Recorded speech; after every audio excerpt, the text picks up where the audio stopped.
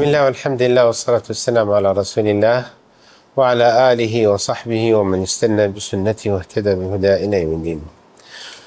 ولما أخذت حليمة النبي صلى الله عليه وسلم تغير كل شيء، صدرها أصبح يدر باللبن، ناقتها أصبحت مليئة باللبن.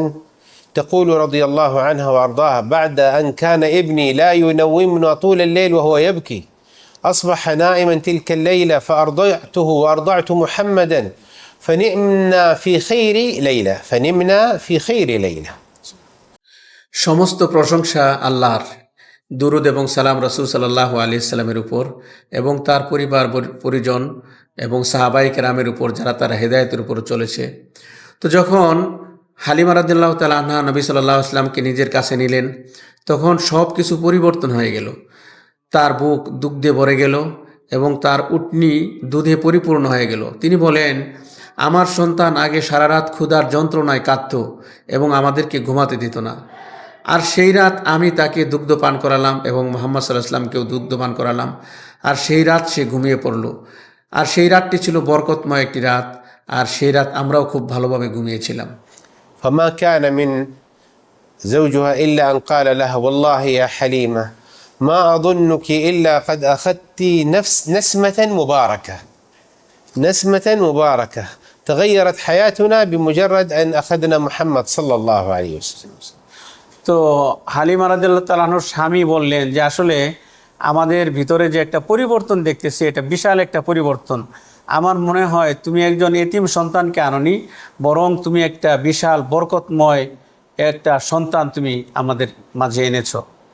وهذا الذي حصل، فلما وصلت به إلى ديارها أصبحت أغنامها تسرح وترجع وهي مليئة باللبن وأصبحت سمينة.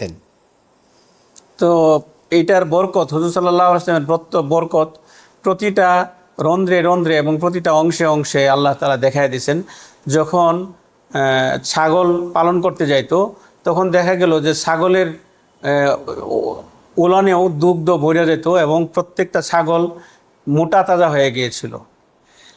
فحتى أن جيرانهم يسرحون بأغنامهم ويقولون خليها تمشي مع أغنام حليمة السعدية، فتعود أغنام حليمة السعدية مليئة باللبن وأغنامهم ليس فيها لبنا.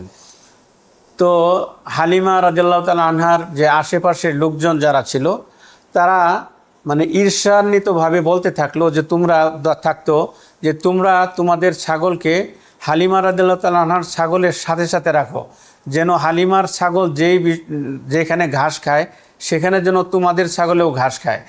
তো এরকম মানে অথচ হালিমা রাদিয়াল্লাহু তাআলা আনহার ছাগলগুলোর উলান দুগ্ধে ভরপুর ছিল এবং সেগুলো মোটা তাজা হয়ে যাইতেছিল, আর উল্টো তার সাথী সঙ্গী যারা ছিল তাদের ছাগল এবং তাদের ছাগলের শরীর পূর্বের ন্যায় অপরিবর্তিত থাকতো। وكانت حليمة في كل 6 أشهر تأتي بالنبي صلى الله عليه وسلم إلى أمه ترعاه وتراه وتقبله ثم بعد ذلك تذهب به. তো হযরত হালিমা রাদিয়াল্লাহু তাআলা আনহা প্রতি 6 মাস অন্তর অন্তর হুজুর সাল্লাল্লাহু আলাইহি ওয়াসাল্লামের মা আমিনার কাছে আসতেন এবং উনি এখানে দেখা করে নিতেন এবং তার মা তার সন্তানকে চুমু দিতেন, আদর করতেন এবং কিছুক্ষণ তার সান্নিধ্যে কাটাতেন। এরকম 6 মাস অন্তর উনি দেখা করতে আসতেন। فعند ذلك لما وصل عمره 4 سنوات أتت به إلى أمه فرأته ثم قالت لها: اجعليه عندي يجلس، فقالت: لا، إني رأيت من بركات محمد شيئا كثيرا، فأصرت إلا أن تأخذه.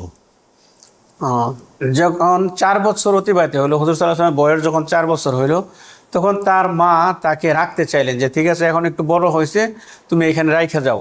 অতঃপর হযরত হালিমা সাদিয়া রাদিয়াল্লাহু তাআলা আনহা মোটামুটি জোরে সুরেই বা পিরাপিরি করেই উনি নিয়ে নিলেন যে না, আমি মুহাম্মদের মাধ্যমে যে বরকত দেখেছি এই বরকত আমি অব্যাহত থাক, এটাই আমি চাই। وفي يوم كان صلى الله عليه وسلم يلعب مع الصبيان، وفي أثناء لعبه أتاه رجلان فقالوا: أهو هو؟ قالوا: نعم هو. فأخذا بيده.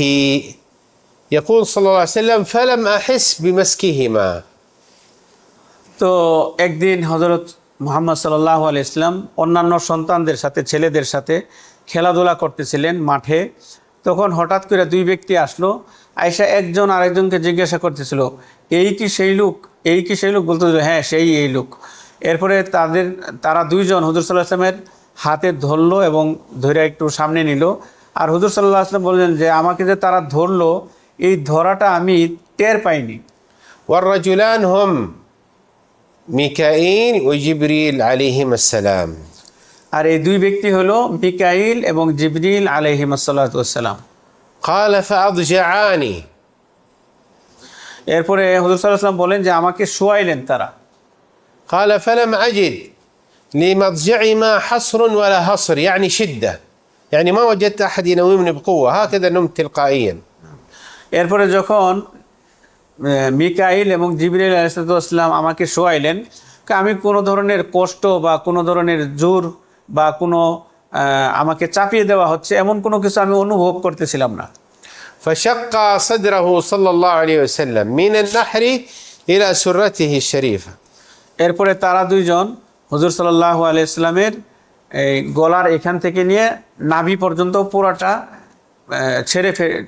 ফেরে ফেললো। فأخرج قلبي. এরপর হুজুর সাল্লাল্লাহু আলাইহি ওয়াসাল্লাম বলেন যে আমার অন্তরকে তারা বের করে নিলেন, হার্ট। وأخرج منه حظ الشيطان وهي العلقة السوداء وألقوها. এখানে একটা কালো দাগ ছিল, একটা কালো মতো ছিল, যেটা মানে হাব্বাস সৌদা, মানে কালো একটা অংশ যেটার মধ্যে শয়তান ওয়াসওয়াসা দেয়, এটাকে ফেলে দিলেন। وجاء بحلقة بيضاء مثلها فيها الحكمة والعلم فوضعها في قلبي ثم ملأوا قلبي حكمة وعلما ثم وردوه مكانه. এরপরে যেই জিনিসটা ফালাইলো, ওই ফালানোর পরিবর্তে আল্লাহ তাআলার পক্ষ থেকে তারা একটা সাদা একটা অংশ জুড়িয়ে দিলেন এবং ওখানে ভর্তি করে দিলেন, যেটা ইলম এবং হিকমত ছিল। ثم مسح على صدري. এরপরে আমার বুকের মধ্যে এরকম ভাবে হাত বুলাইয়া দিলেন। وأخذ جبريل بإصبع رجلي الأيمن وقال عد سالما. এরপরে জিবরিল আলাইহিস সালাম আমার পায়ের বুড়ো আঙ্গুলের টান দিলেন এবং বললেন যে তুমি সুস্থ হয়ে আবার আগের মতো হয়ে যাও। قال فعدت رحمة على الصغير وشفقة على المسكين. অতঃপর আমি যখন আল্লাহর হুকুমে উঠলাম, তখন ছোটদের প্রতি দয়াদ্র এবং অসহায়দের প্রতি মমতাময়ী হয়ে গেলাম। فانطلق أخوه أبو سلمة إلى أمي وقال يا أماه أدركي أخي القرشي فقد جاء رجلان فصرعاه، يعني أسقطوه في الأرض. তো আবু সালামা আসলেন এবং তার মায়ের কাছে বললেন, হালিমা, ولدها يعني والدها. হালিমা রাদিয়াল্লাহু তাআলার কাছে আবু সালামা আসলেন, তার দুধ ভাই, এবং তার এই বর্ণনা দিলেন যে দুইজন ব্যক্তি আসলো, আয়েশা শোয়ায় ফেললো এবং এরকম বুক থেকে নিয়ে নাভি পর্যন্ত চিরে ফেললো। فعند ذلك ذهبت مباشرة أمه وأبوه إلى النبي صلى الله عليه وسلم فوجدوه مصفر اللون صلى الله عليه وسلم. এরপরে যখন এই সংবাদ তার মানে সন্তানের কাছে হালিমা রাদিয়াল্লাহু তাআলা আনহা এবং তার স্বামী শুনলেন, তারা দ্রুত ওইখানে গেলেন, ঘটনাস্থলে গেলেন, যায় দেখলেন যে হুজুর সাল্লাল্লাহু আলাইহি ওয়াসাল্লামের চেহারা একটু হলুদ বর্ণের হয়ে গেছে। فقالت له ما لك؟ জিজ্ঞাসা করলেন তোমার কি হয়েছে?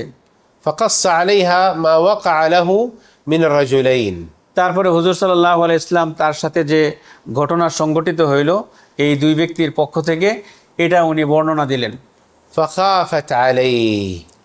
অতঃপর তারা এবং তার দুধমা ভয় পেয়ে গেলেন। فقال لها زوجها أفضل أن نذهب به إلى أمه. তখন তার স্বামী তাকে পরামর্শ দিলেন যে আমাদের জন্য উত্তম হইল আমরা তার মায়ের কাছে ফেরত দিয়ে দিই। بهذا نستودعكم الله الذي لا تضيع ودائعه والسلام عليكم ورحمة الله. এই পর্যন্তই আলোচনা, ইনশাআল্লাহ আল্লাহ তাআলা তৌফিক দান করেন।